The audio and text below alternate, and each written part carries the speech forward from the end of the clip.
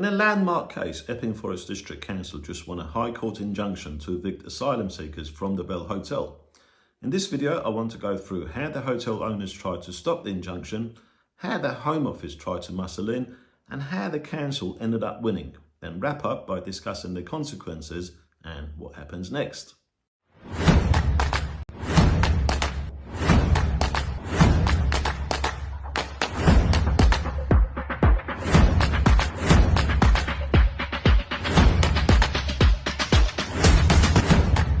The Bell Hotel was supposed to be a hotel.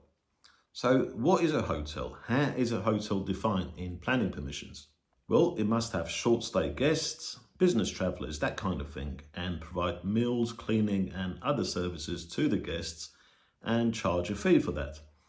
But the Bell Hotel, like the other hotels used to house unvetted illegal immigrants, was converted into long-term housing for asylum seekers.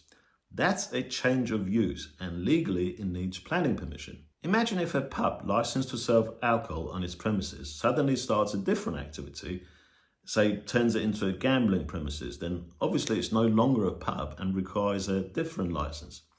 So quite rightly, the council said the Bell Hotel is no longer a hotel and it has contravened its planning permission. But there was more ammunition into their arguments. The hotel sits near schools and family homes, and the sudden change triggered genuine local anger.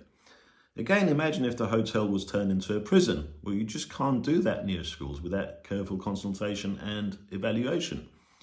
So the residents rightly raised real concerns about safety of their children and the disruption in their community, especially after one Ethiopian resident at the hotel was arrested accused of assaulting a 14-year-old girl. This then sparked the protest to escalate. The council said the situation was fuel for unrest and that letting it carry on was irresponsible. Again, quite right too. Absolutely spot on. Somani Hotels Limited, the owners of the Bell Hotel, fought back. By the way, it might be worth another video to explain who the Somani family are and where they come from and whether they paid the counter-protesters and arranged for their transfer to do their counter protest outside the Bell Hotel. But let's just keep our focus on the topic of this video, which is how the council won the High Court injunction. The Somani family, owners of the Bell Hotel's defence, claimed the council was overreacting. Their lawyer said, look, if there is a planning issue, it should be dealt with through the normal enforcement process and not rushed into a High Court injunction. They claimed it was all heavy-handed. Obviously, they had no concerns for the local residents, just for their own profits, because don't forget, before the Home Office deal to place asylum seekers there, the Bell Hotel was running at 1% occupancy. They must have been losing money. Turning it into asylum accommodation kept the lights on.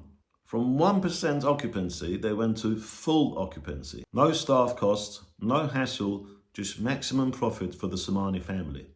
It was an offer they couldn't refuse, guaranteed revenue, minimum work and costs. Then the Home Office under Yvette Cooper tried a last-minute intervention. Their line was simple. If the council wins, it will set a precedent, one that could block the government from housing asylum seekers in hotels anywhere. But the judge, credit to him, wasn't having it. He basically told the Home Office, this isn't your case. He threw out their attempt to muscle in and upheld the law. That was a big moment. It showed councils can stand up to Westminster and win. The judge granted a temporary injunction. That means the Bell Hotel has to be cleared of asylum seekers by 12th of September this year. This is huge. It's one of the first times a local council has gone toe-to-toe with the government over asylum housing and come out on top. The message is clear. You can't just repurpose hotels without planning permission and expect the locals to swallow it.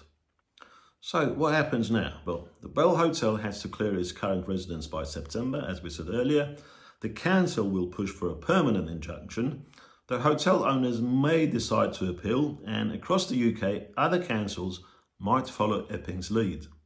This terrible legacy of housing asylum seekers in hotels that was started by the greedy, corrupt Tories to please their hotelier donors may now come to an end if other councils follow the example of Epping Council. This isn't just about one hotel, it's about who gets to decide what happens in your town, elected councillors or unelected Whitehall civil servants. And remember, if you raise concerns in your neighbourhood, the media will try to smear you with labels and call you far right, etc. But now the High Court ruling speaks louder than the headlines and mainstream media labels. So come the next local elections, you must ask the candidates what their policies are on housing unvetted asylum seekers in hotels in your area. The example has been set. It's up to you to turn up at the ballot stations and choose the right candidates.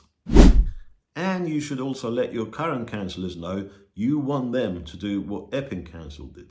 If you like what was said in this video, don't forget to like, share and leave comments, and also subscribe to the channel to make it grow and become stronger.